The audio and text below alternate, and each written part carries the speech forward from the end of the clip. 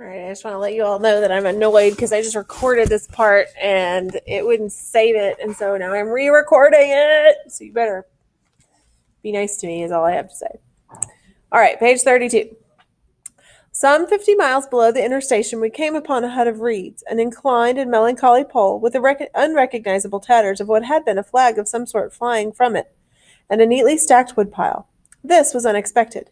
We came to the bank, and on the stack of firewood found a flat piece of board with some faded pencil writing on it. When deciphered, it said, "Wood for you. Hurry up. Approach cautiously." There was a signature, but it was illegible. Not Kurt's, a much longer word. Hurry up. Up where? Up the river? Approach cautiously. We had not done so, but the warning could not have been meant for the place where it could only be found after approach. Something was wrong above. But what, and how much? That was the question. We commented adversely upon the imbecility of that telegraphic style. The bush around said nothing and would not let us look very far either. A torn curtain of red twill hung in the doorway of the hut and flapped sadly in our faces. The dwelling was dismantled, but we could see a white man had lived there not very long ago. There remained a rude table, a plank of 2 posts, a heap of rubbish reposed in a dark corner, and by the door I picked up a book. It had lost its covers, and the pages had been thumbed into a state of extremely dirty softness, but the back had been lovingly stitched afresh with white cotton thread, which looked clean yet. It was an extraordinary find. Its title was An Inquiry into Some Points of Seamanship, by a man, Towser, Towson, some such name, Master in His Majesty's Navy. The matter looked dreary reading enough, with illustrative diagrams and repulsive tables of figures, and the copy was 60 years old. I handled this amazing antiquity with the greatest possible tenderness, lest it should dissolve in my hands. Within, Towson or Towser was inquiring earnestly into the breaking strain of ships' chains and tackles, and other such matters. Not a very enthralling book, but at the first glance you could see there was a singleness of intention, an honest concern for the right way of going to work, which made these humble pages, thought out so many years ago, luminous with another than a professional light.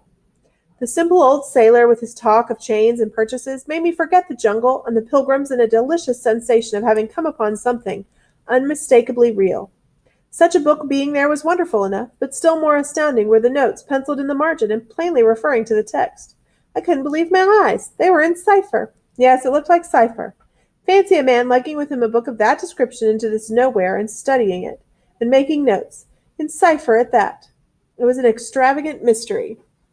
All right, number 13, what do they find? 50 miles below the interstation, a small abandoned hut. Number 14, what has been left for them there? Wood and a warning note. Number 15, what book is found and what is unusual about it? An inquiry into some points of seamanship, and it's unusual because it's filled with cipher or code.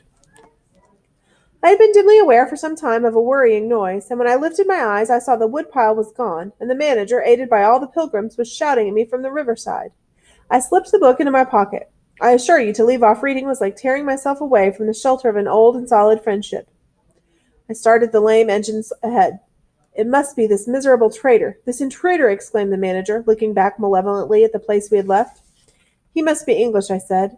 It will not save him from getting into trouble if he is not careful, muttered the manager darkly. I observed with assumed innocence that no man was safe from trouble in this world. The current was more rapid now. The steamer seemed at her last gasp. The stern wheel flopped languidly, and I caught myself listening on tiptoe for the next beat of the boat. For in sober truth I expected the wretched thing to give up every moment. It was like watching the last flickers of a life. But still we crawled. Sometimes I would pick out a tree a little way ahead to measure our progress towards Kurtzby, but I lost it invariably before we got abreast. To keep the eyes so long on one thing was too much for human patience.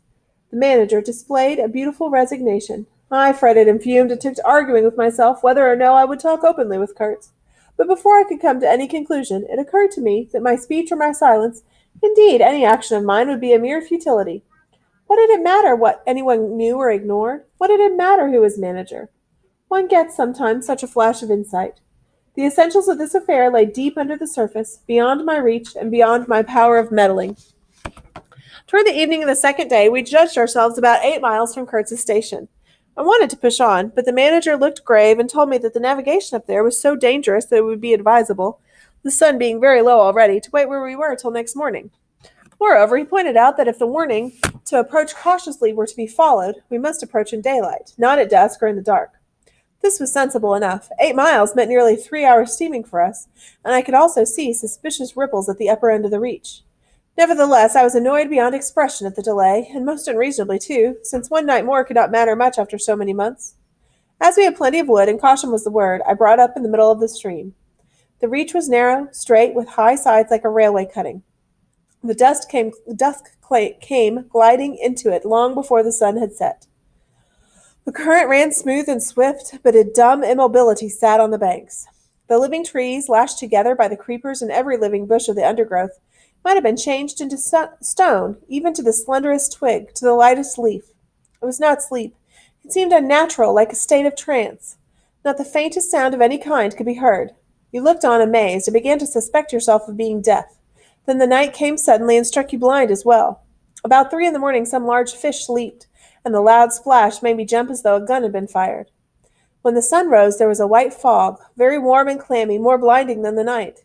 It did not shift or drive. It was just there, standing all round you like something solid. At 8 or 9 perhaps it lifted as a shutter lifts. We had a glimpse of the towering multitude of trees, of the immense matted jungle, with the blazing little ball of the sun hanging over it, all perfectly still. And then the white shutter came down again, smoothly as if sliding in greased grooves. I ordered the chain, which we had begun to heave in, to be paid out again. Before it stopped running with a muffled rattle, a cry, a very loud cry, as of infinite desolation, soared slowly in the opaque air. It ceased. A complaining clamor, modulated in savage discords, filled our ears. The sheer unexpectedness of it made my hair stir under my cap. I don't know how it struck the others. To me it seemed as though the mist itself had screamed, so suddenly, and apparently from all sides at once, did this tumultuous and mournful uproar arise. It culminated in a hurried outbreak of almost intolerably excessive shrieking, which stopped short, leaving us stiffened in a variety of silly attitudes, and obstinately listening to the nearly as appalling and excessive silence. "Good God, what is the meaning?" stammered at my elbow one of the pilgrims, a little fat man with sandy hair and red whiskers, who wore side-spring boots and pink pajamas tucked into his socks. 2 others remained open-mouthed the whole minute, then dashed into the little cabin to rush out incontinently and stand darting scared glances, with Winchesters at the ready in their hands. What we could see was just the steamer we were on, her outlines blurred as though she had been on the point of dissolving, and a misty strip of water, perhaps 2 feet broad, around her, and that was all. The rest of the world was nowhere, as far as our eyes and ears were concerned. Just nowhere. Gone. Disappeared. Swept off without leaving a whisper or a shadow behind. Okay, so number 16, why did they decide to stop only 8 miles from the interstation? They don't want to arrive in the dark. They're trying to be cautious, and it's hard to navigate. Number 17, what keeps them from going farther in the morning? The fog sets in, and they can't see to go anywhere. And number 18, what disturbs the stillness? A scream or cry disturbs the stillness. Okay, I'm going to do a shorter segment just in case it won't save again. Blur.